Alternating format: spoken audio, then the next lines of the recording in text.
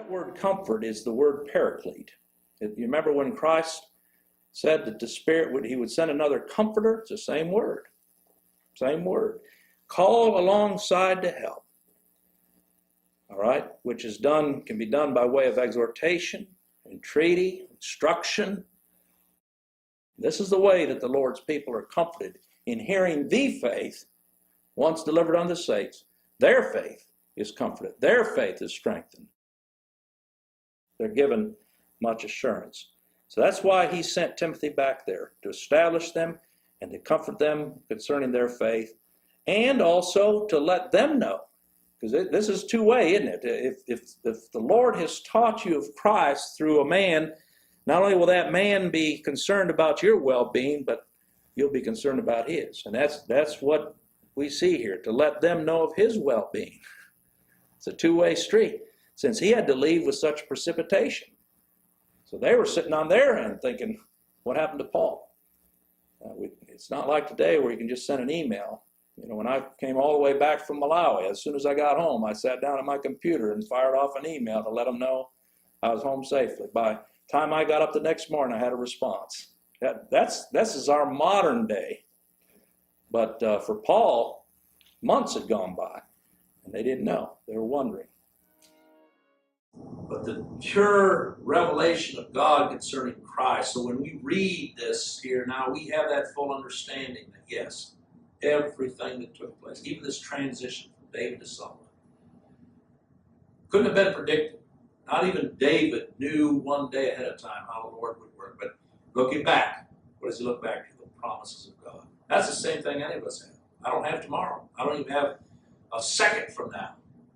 I could drop over right now and be gone.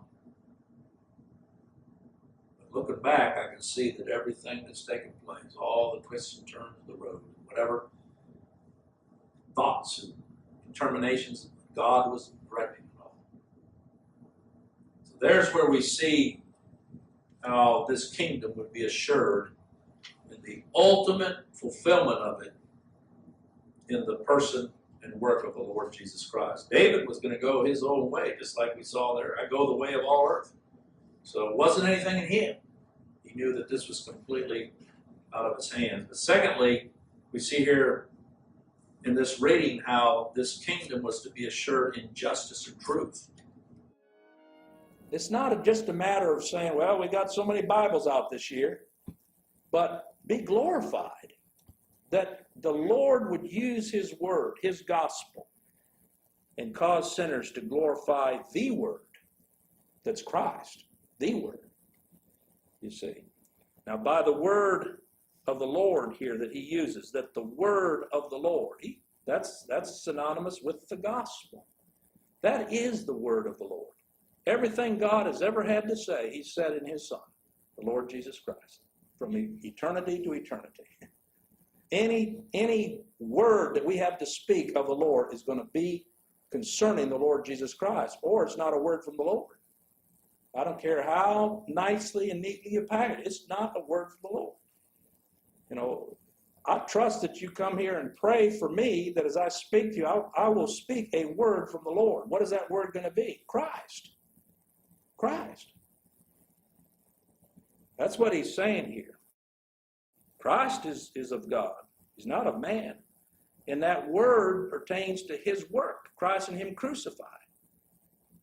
How it is God can be just in justifying those that he is justified.